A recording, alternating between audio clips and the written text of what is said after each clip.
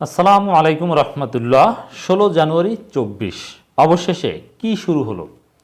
Already কঠিন অবস্থায় পড়ল সরকার। সরকার নিজেরাই বলে দিচ্ছে নির্বাচন বাতিলের চেষ্টা চলছে।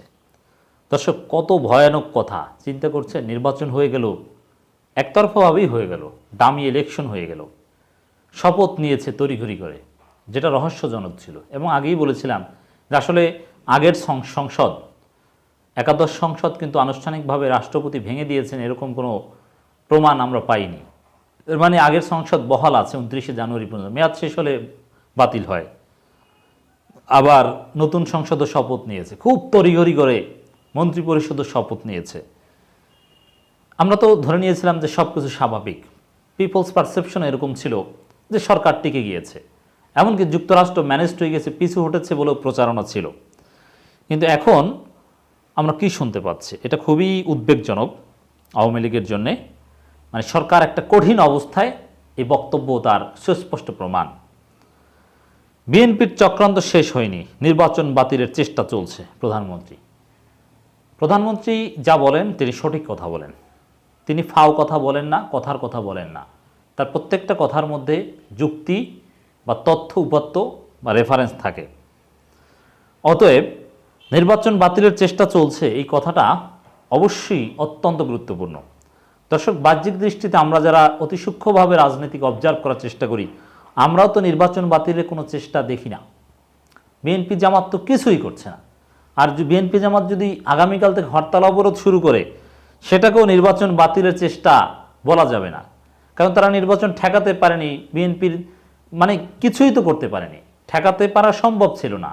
আবার কোনো দাবি দয়া মানতে সরকারকে নরম করতেও পারলো না। এমনকি নির্বাচনের পর সরকার বলবে যে বিএনপি আসলে ভালো হতো, কিন্তু আসেনি, কি করার, একটু অনুতপ্তমূলক কথা বলে। মানে বিএনপি জামাতকে গুনেই না সরকার, বাহ্যিক দৃষ্টিতে এরকমই মনে হচ্ছে।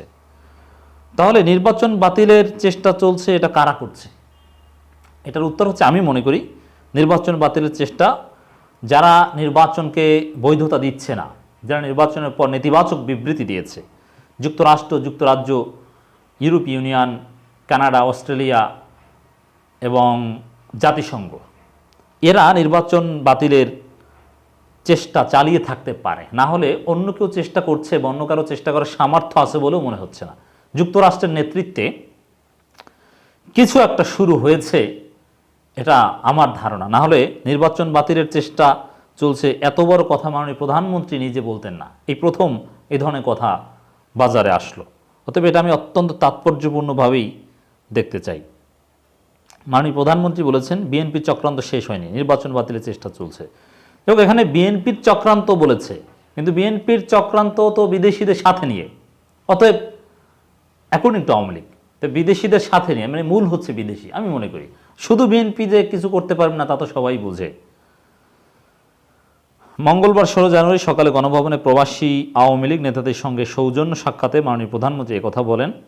শেখ হাসিনা বলেন, স্বাধীনতার সংগ্রাম সহ যে কোনো আন্দোলনের প্রবাসীদের অবদান আছে। প্রবাসীদের পাঠানো রেমিটেন্স দেশের আয়ের বড় উৎস। দেশে গণতন্ত্রের ক্ষেত্রেও প্রবাসীদের অনেক অবদান আছে। আবার প্রবাসীদের উপর অনেকে ক্ষিপ্ত আওয়ামী লীগের, যে প্রবাসে বসে নাকি অনেকে প্রোপাগান্ডা চালান সরকারের বিরুদ্ধে, ইত্যাদি ইত্যাদি। আবার এই যে রেমিটেন্স, আসলে এই যে গার্মেন্টস সেক্টর বলে না, যে গার্মেন্টস সেক্টর সবচেয়ে বেশি বৈদেশিক মুদ্রা আহরণ করে, কিন্তু না, আসলে রেমিটেন্স। এখন গার্মেন্টস সেক্টরের সাথে প্রভাবশালী লোকজন জড়িত বলে গার্মেন্টস সেক্টরকে মহান করে দেখানো সম্ভব হয়েছে। আর রেমিটেন্স সাধারণত যারা পাঠায় বেশিরভাগই তো মধ্যপ্রাচ্য থেকে গরিব মানুষ, তো তাদের অবদানটা ওইরকম মহান করে দেখানো হচ্ছে না। এটা কিন্তু একটা ইম্পর্টেন্ট বিষয়। যাই হোক, মাননীয় প্রধানমন্ত্রী রেমিটেন্সের এই গুরুত্বটা স্বীকার করেছেন। সরকার প্রধান বলেন, আমরা ফিলিস্তিনে গণহত্যা, যাই হোক এটা অন্য বিষয়। প্রধানমন্ত্রী বলেন, দেশের মানুষ স্বতঃস্ফূর্তভাবে এবার ভোট দিয়েছে, কেউ যাতে নির্বাচনে অংশগ্রহণ না করে এবং ভোট না দেয় সেজন্য বিএনপি লিফলেট বিতরণ করেছে। সেই লিফলেট বিতরণের ফল দেখা গেল ঘটনা উল্টে গেছে। এ তো মানুষজন আরও উৎসাহিত হয়েছে, তারা বলছে না আমাদের ভোট দিতেই হবে। আচ্ছা, এত উৎসাহিত হয়ে মানুষ সরকার হিসাব ধরে নিলেও 41.8% ভোট দিয়েছে, সেটা এত হয়ে গেল। তাহলে 18 সালেরটা কী ছিল, যে 80%-এর উপরে ভোট? তাহলে 18 সালের তুলনায় তো অর্ধেকের চাইতে কম হয়ে গেল প্রায়। যাই হোক, এটাকে এত গ্লোরিফাই করা হচ্ছে এই নির্বাচনকে, এটা একটা কৌশল সরকারের। প্রধানমন্ত্রী আলো বলেন বিএনপি নিজেদের অফিসে নিজেরাই তালা দেয়, নিজেরাই তালা ভাঙে। তারা যত বেশি সন্ত্রাসী কাজ করবে মানুষ তাদের তত প্রত্যাখ্যান করবে। তারা নির্বাচন নষ্ট করার জন্য চেষ্টা করেছিল কিন্তু পারেনি। এখনও তাদের চক্রান্ত শেষ হয়ে নির্বাচন বাতিলের চেষ্টা চলছে। এই তথ্যটা আমাদের কাছে নতুন। আবারও বলছি, এই চেষ্টা হয়তোবা